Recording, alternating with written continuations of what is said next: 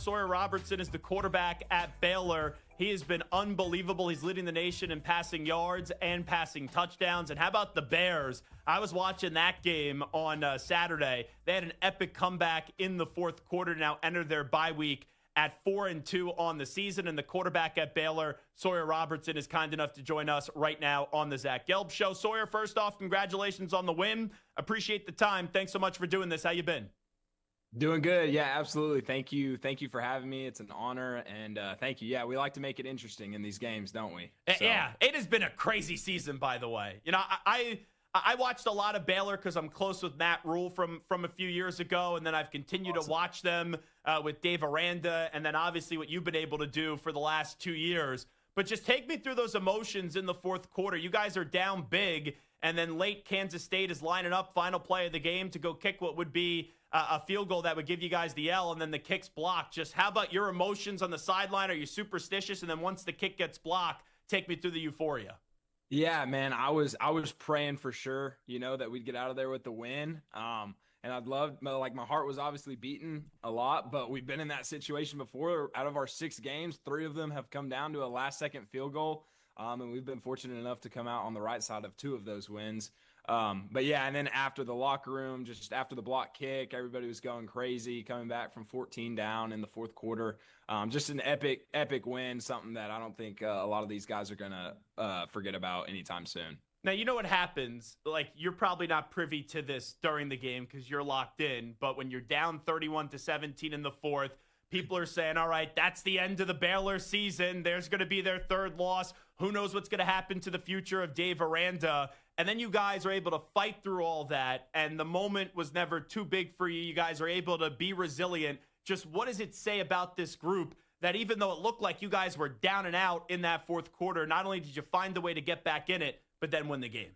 Yeah, it's a special group of guys. Just being able to have the mental toughness to not sit there and be like, all right, well, and give in. When your back's against the wall, you got 2 options. You can either fight back or you can lay down. And that's twice this season now where we've been down 14 in the fourth quarter and we've come back and won the game.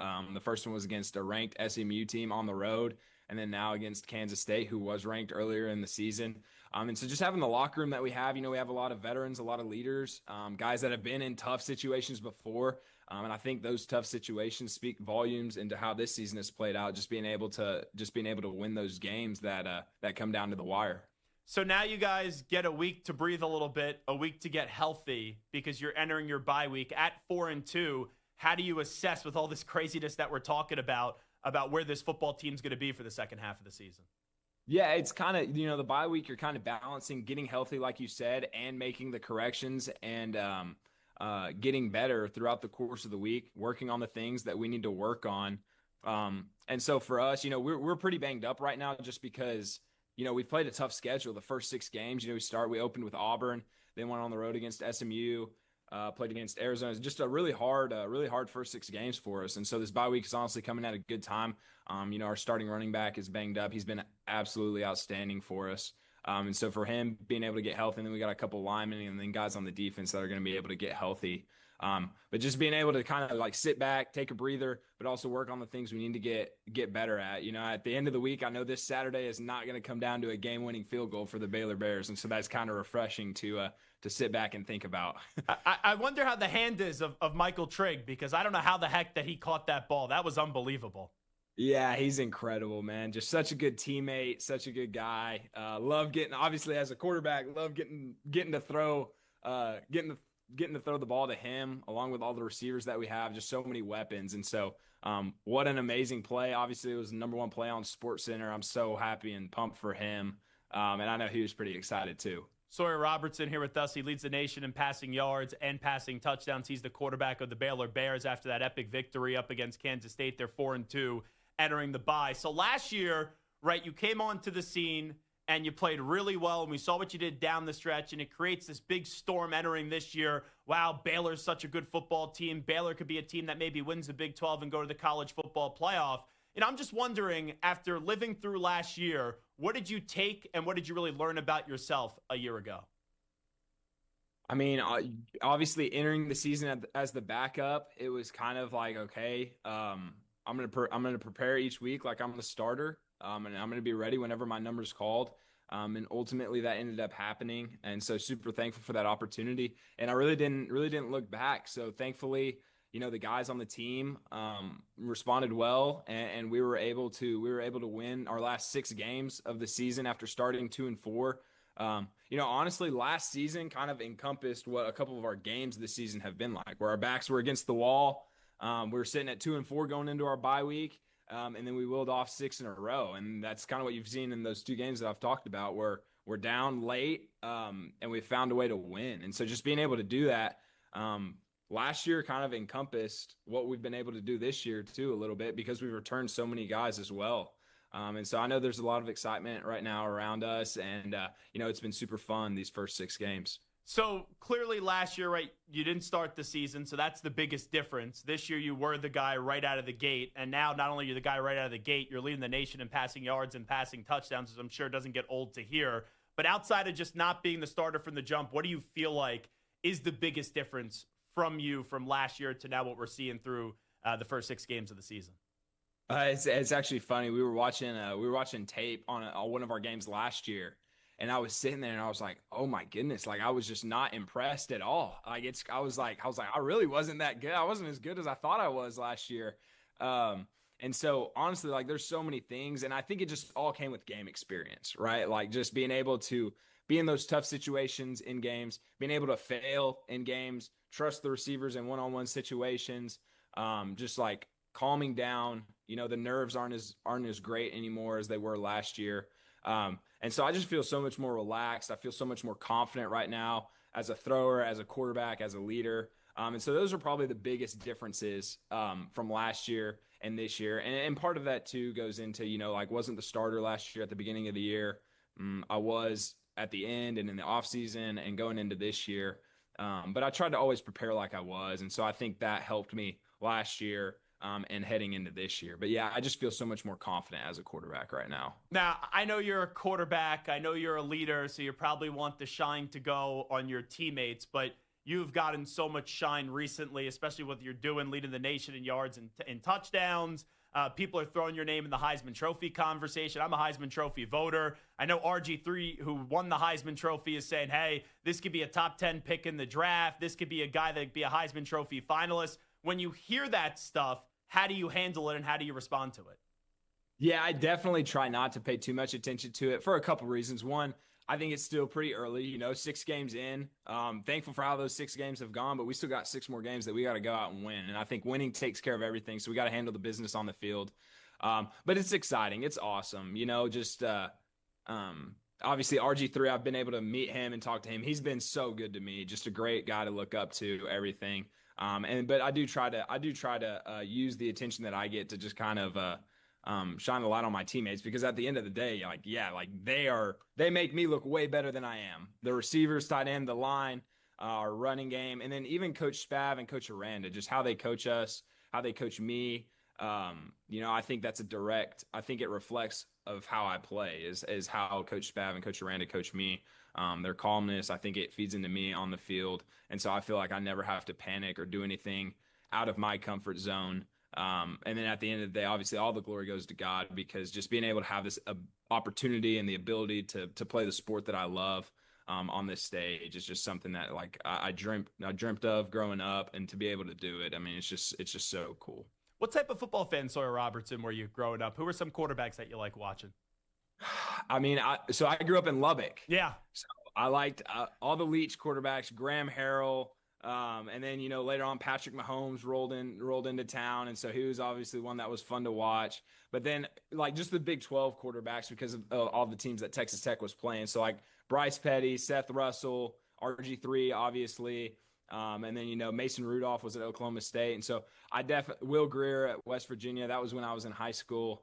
And so I definitely rooted for all those quarterbacks. I just loved watching good quarterbacks play. And it just so happened that I was fortunate enough to grow up in Lubbock, where a lot of good Big 12 quarterbacks were playing. Yeah, that's such a surreal chapter of your story, growing up in Lubbock, watching Mike Leach, the late great Mike Leach, then being able to play for him in your first stop towards the end of his life, obviously. At Mississippi State. Just what did you take from your time with Coach Leach, and just how crazy was that for you that at one point you were a kid watching his teams, and then you ended up getting not only recruited by him, but being on his squad.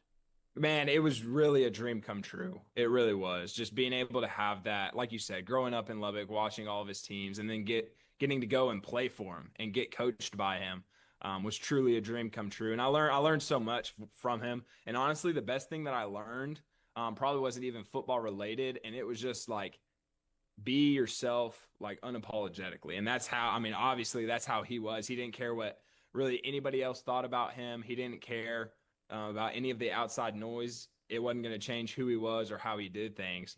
And I had a lot of I noticed that while I was there, and I had a lot of respect for that because it's so easy with all the social media and all the stuff, all the outside noise. You can let that get to your head and feed into your ego or affect or tear you down.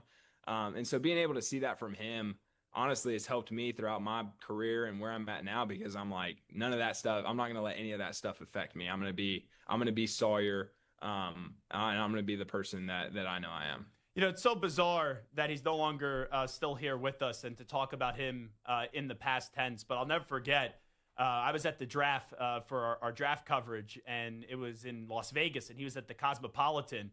And I didn't know him, but I just saw that he was standing there by the bar and just holding court. And I said, you know what? I'm not going to play blackjack right now. I'm going to just walk over there and just listen. And he was just, anyone that was walking up, it was story after story after story. So I have to ask you, what was your favorite Mike Leach story? Oh my gosh, putting me on the spot. I mean, probably I don't know how many I'm allowed to say. Yeah. But we had some good ones at Mississippi State. Honestly, my favorite one is probably, and I said this at Big 12 Media Days. So we played Alabama. We played Alabama right after they lost to Tennessee. And so they were on point. They were ready. And we didn't play very well. And Coach Leach was asking a bunch of the guys after the game, coaches and players, like, what do you think the issue was? And people, I guess, had kept saying confidence, like they weren't as confident as they wanted to be going into the game. And so in the team meeting on Sunday, he walks in there and he has one of our QCs bring in a book, and we were all like, what is this book that he's about to read? And he gets it and he's like, okay, this is The Little Engine That Could. And we were like, there's no way he's about to read us this book. And he opens to the first page and he just says, choo, choo, choo, choo. And he reads all 20 pages or whatever it was of The Little Engine That Could. And then he was like, all right, you guys should be some confident guys now. Let's go out and practice. That's amazing. So that's always, yeah, that was one of my favorites. You know, we're just a bunch of like 18 to 22-year-old guys sitting in our team meeting after playing the University of Alabama. And he's reading us this kid's book. And so I'll never forget that story. It's one of my favorites to tell. But I feel like that encompasses who Leach was perfectly. It's almost like when I was in kindergarten, they would bring in a guest speaker to kind of just read to all the kids. That's what it reminds me of. That's exactly what it was. Wrapping up with Sawyer Robertson, the quarterback at Baylor. So I've been doing this long enough, even though I'm not an old guy, but I know that you're focused on the now. But just look ahead for a second for me. And trust me, there's a lot of draft analysis that goes on before the season. It already quickly gets thrown in the paper shredder, but now your name is starting to emerge. So in the offseason, if a GM says, hey, why should I draft Sawyer Robertson? Why should I hand the keys over to my NFL franchise to you? What would the answer be? I mean, shoot, honestly, I mean, like, everybody loves football, you know, like, I feel like that's like the go-to, like, man, I just love football. But for me, I feel like I don't just like love football. I love like creating the relationships in the locker room that it takes to be successful on the football field. I love like staying up and watching film. I love all the details of like timing my drop up perfectly for when the receiver's going to break. And before he ever breaks, letting go of the ball. So when he creates the separation, the ball's already there and he can catch it and get upfield. Like I just love all the details that it requires to be successful playing quarterback and playing football. And so it's not so much just like, oh, I love football. No, I kind of fell in love with the process of what it takes to be successful in playing football. And then, like I said earlier, just being outspoken about my faith, like using all of it at the end of the day to glorify God and thank him for giving me the ability and the opportunity to play this game. Is that kind of tough when people ask you about the NFL future or the Heisman or, you know, a Big 12 championship or the college football playoff? Because I know you guys got to take it week by week. Is that just easy to block out, or is that sometimes a struggle? I stay off of social media, so it's probably easier than you think. But when people do ask me about it, my whole mindset is like, if we just win games, I feel like all of that stuff is going to take care of itself. And so that's kind of where my mindset is. Like you said, I try not to go too far ahead. And I know if we go out and we win our next game, then we're going to be in good shape to win the game after that, and the game after that, and the game after that. And just in my personal experience, seeing like last year when we went on the 6-game win streak, that's when all the like personal attention and personal accolades came, not just for myself, but for our receivers, the defensive guys, really the whole team. And so I think I understand the importance of winning, and I know that needs to be the main goal before I ever think about any trophy or draft coming up in the near future. I know you said your running back's got to get healthy. He's having a really good season, Bryson Washington. Just how about your relationship together and where he is from a health standpoint? Yeah, he's incredible. Just a great. We're actually probably going to go fishing later on this week, or even in the coming weeks. But I mean, you have a special bond with somebody that you share the backfield with, and just talking through things. He's probably the toughest guy, one of the toughest guys I've ever met. I mean, just you have to be tough to play running back, and he's probably one of the tougher running backs in the country. You need more than one guy to tackle him, and he's one of the best teammates and one of the best human beings I've ever been around. And so I'm super thankful for Bryson. He makes my job a lot easier, but that's not even why I'm thankful for him. I'm just thankful that I get to know him and get to share a locker room with him. What are the hobbies outside of football? You mentioned fishing. What else do you like to do? I love fishing. I'm a big board game guy. I love cards, love board games with friends, family, all the stuff. And then golf. I like to golf just because I feel like that's a nice, easy way of like relaxing, but also can still be pretty competitive, And so you a good golfer, or do you get humbled real quickly on the golf course? If I played right now, I'd get humbled really quickly. I get pretty good in the summers when I have a little more free time. I'll start shooting a little better. But then other than that, like I have a dartboard at my house, a ping pong table. I just love like all those little competitive games that you can do to just kind of pass the time with friends and family. And I'll see how good my info is here. So I'll throw someone under the bus if it's wrong. But I'm told you're a big ice cream guy. Is that true? I do. I love ice cream. Yeah, I'm really sweet tooth. Like any kind of sweet treat, candy, ice cream. That's definitely my kryptonite. Yeah, Smokey, I know who covers the Baylor Bears. He goes, big. When I said, give me a little info on Sawyer Robertson, he goes, big ice cream guy, and I go, oh, really? Yeah. So yeah. How do you make the sundae? What do you do? Like, I would love a chocolate chip cookie, put some vanilla ice cream soft served in the middle, and then put it with a bunch of toppings. But what do you do with your ice cream? Dude, I'm honest. I'm not just like a one go to every single time. I kind of mix it up. Sometimes I'll go with like a root beer float with the ice cream. Sometimes I'll go fudge, caramel. Sometimes I'll put like the fruit, Oreos, all the stuff on it. And then sometimes I'll just get like different flavors as far as like, might get strawberry this time. I'm not just like a straight vanilla or chocolate guy, All right, last thing I'll ask you, and it's a big character concern question. It's going to be the toughest question you're ever going to get in an interview. Okay, and I think I know how you're going to go on this. You're eating chicken wings. Do you go ranch or blue cheese? Ranch, 1,000%.